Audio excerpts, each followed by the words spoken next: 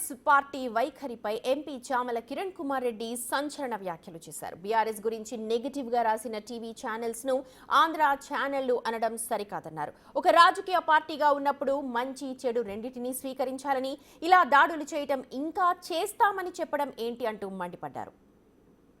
అంటేనే బీఆర్ఎస్ అనే ప్రచారం చేసే ప్రయత్నం చేస్తున్నారు బీఆర్ఎస్ పార్టీ నాయకులు.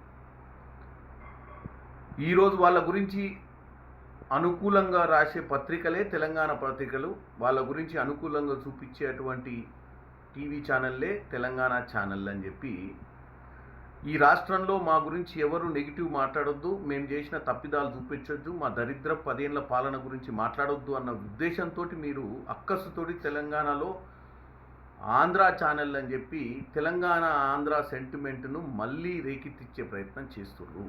ఈరోజు హైదరాబాద్ని గ్లోబల్ సిటీ వేయాలనుకుంటున్నాం, తెలంగాణను గ్లోబల్లో ఒక మంచి రైజింగ్ తెలంగాణ స్లోగన్ తోటి కాంగ్రెస్ పార్టీ పోతుంటే ముందుకు, కాంగ్రెస్ పార్టీ మీద కోపాన్ని పత్రికల మీద టీవీ ఛానళ్ళ మీద చూపిస్తే ఏమొస్తుంది?